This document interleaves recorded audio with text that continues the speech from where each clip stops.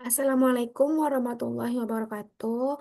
Sebelumnya, perkenalkan nama saya Diva Dwi Ningtyas dengan NIM 24042026.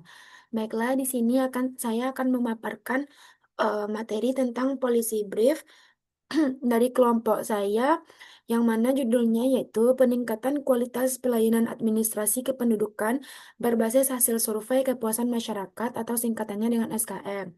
Nah, sebelumnya terima kasih kepada dosen pengampu yaitu Ibu Arta Dinia Kemal MPA.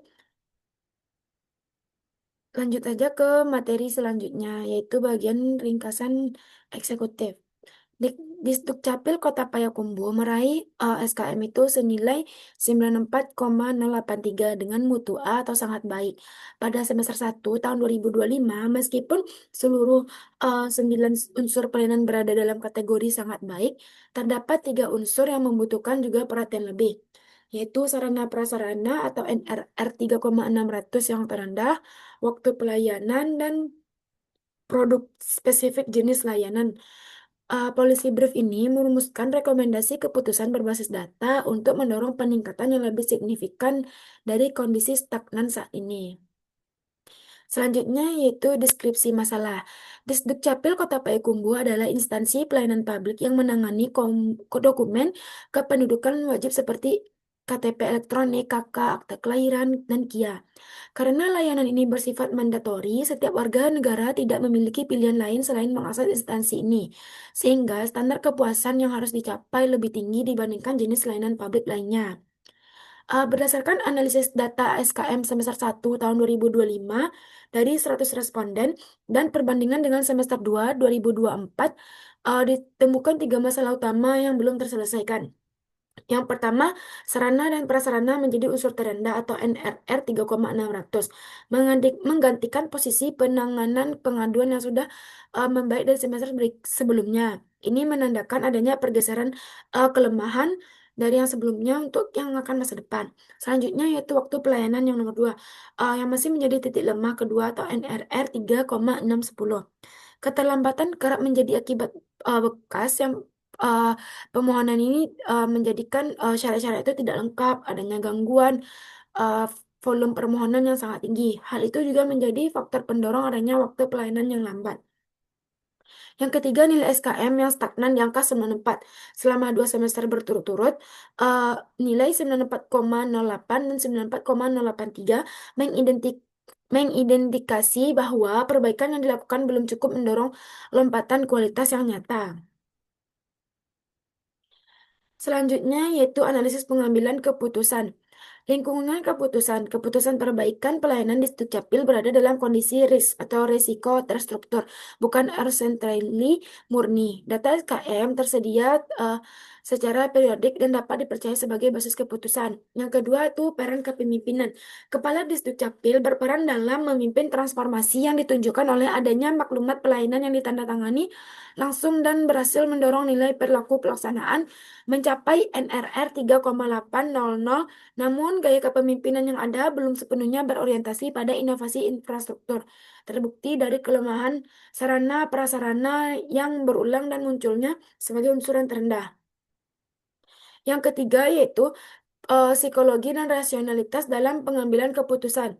Pengambilan keputusan di Dukcapil cenderung berpola bounded rationality atau keputusan diambil berdasarkan informasi yang tersedia atau data SKM tanpa adanya eksplorasi lebih dalam terhadap akar masalah kualitatif. Nilai 94 yang konsisten bisa menimbulkan ilusi bahwa kondisi sudah cukup baik, bahwa padahal stagnansi nilai menandakan peluang perbaikan yang terlewatkan. Selanjutnya itu analisis akar masalah.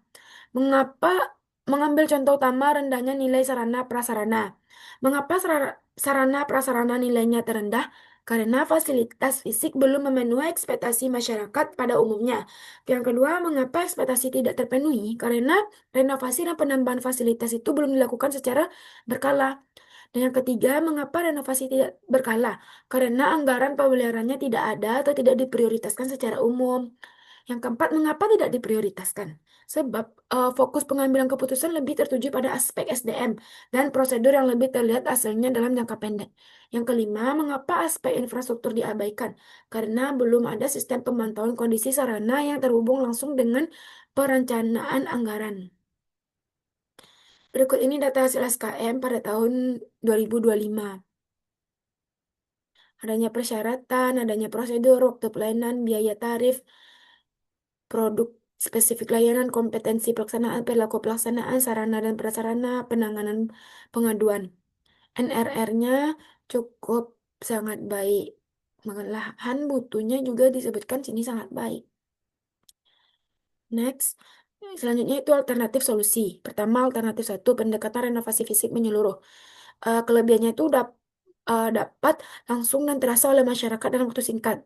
Dan kekurangannya itu membutuhkan anggaran yang lebih besar dan adanya gangguan operasional selama proses operasional. Melakukan renovasi besar-besaran ruangan pelayanan, menambah loket tarif dan memperbarui sistem aturan. Nah, itu tuh emang betul sih kayak kelebihannya tuh emang dampak langsung oleh masyarakat, tapi ya kekurangannya itu emang membutuhkan waktu yang lumayan lama dan eh, mengganggu jam operasional para pekerja. Selanjutnya alternatif. Yang kedua, transformasi digital bertahap. Kelebihannya mengatasi akan masalah waktu dan sarana sekaligus. Data evaluasi lebih akurat. Kekurangannya butuh waktu implementasi lebih panjang dan perlu adaptasi masyarakat terhadap teknologi. Yang ketiga, alternatif eh, penguatan komunikasi dan sosialisasi layanan. Fokus pada peningkatan informasi kepada masyarakat melalui media sosial. Bron Bronsus visual, dan layar digital di ruang tunggu yang terkait prosedur dan estimasi waktu pelayanan. Kelebihannya itu biaya lebih rendah dan dapat diimplementasikan secara cepat, mengurangi keluhan akibat kesalahpahaman, dan kekurangannya itu tidak menyelesaikan masalah infrastruktur yang tidak dapat yang tidak berdampak secara signifikan pada percepatan layanan. Rekomendasi yang terbaik adalah alternatif 2, transformasi digital bertahap, dikombinasikan dengan elemen cepat dari alternatif. Alternatif 3, pendekatan ini paling sesuai karena mampu mengatasi akar masalah secara sistematik. Bikin bukan hanya tambal sulam, tapi juga memberikan hasil yang nyata. Bikin sesuatu itu kayak lebih berdampak, lebih nampak oleh masyarakat. Karena kadang masyarakat ini nggak lihat secara nyata, malah karena yang mereka lihat itu tidak ada, maka mereka tidak mengetahui juga bagaimana langkah-langkah atau sistematik selanjutnya, atau bagaimana eh, hal-hal yang udah diperbaiki gitu. Unsur berikut ini adalah eh, tabel prioritas unsur program kegiatan dan jangka panjang, jangka waktu, sarana dan prasarana. Modernisasi antrian digital, renovasi ruang tunggu atau fasilitas inklusif lansia atau difabel. Jangkanya lumayan termasuk menengah sih ini karena untuk hitungan bulan lumayan cukup untuk 6 bulan. Terus waktu pelayanan, SOP, waktu terukur, evaluasi kinerja selama triwulan. Triwulan itu selama eh disebut juga dengan jangka yang menengah, yaitu sekitar 6 sampai 12 bulan. Selanjutnya, produk layanan membuat brosur, penguatan media sosial, sosialisasi, standar output layanan, persyaratan, adanya penyederhanaan informasi, persyaratan dalam format visual yang mudah dipahami. Langkah implementasi jangka pendek, seperti yang tadi dalam tabel, 0 sampai 6 bulan. Jangka menengah 6 sampai 12 bulan. Jangka pendek ini eh pasang pasang sistem antrean digital berbasis nomor dan layar dipantau di ruang tunggu. Buat konten edukasi visual atau seperti brosur, infografis, video, em, dan di post di media sosial tentang jenis layanan, persyaratan, dan estimasi waktu yang tersedia. Lalu tambahan jumlah responden sebanyak dari 100 orang menjadi 200 dengan distribusi proporsional per jenis layanan. Selanjutnya itu jangka menengah 6 sampai 12 bulan. Biasanya ini kayak renovasi ruang pelayanan, tambahan loket aktif, perbaikan sirkulasi antrean, sediakan fasilitas inklusif. Terapkan evaluasi kinerja petugas berbasis data dan waktu layanan. Yang ketiga, jangka panjang atau 12 bulan. Implementasi RSKM, pasang kios atau tabel survei di pintu keluar agar setiap pengguna layanan langsung menilai setelah dilayani. Bangun dashboard monitoring kerja yang dapat diakses publik. Optimalisasi gerai Dukcapil di mall pelayanan publik Kota Pakubo untuk mendekati layanan ke masyarakat untuk mengurangi antrean di pusat, di kantor pusat. Nah, sebelumnya 2 hari yang lalu saya pribadi pergi ke mall pelayanan publik yang ada di Kota Padang.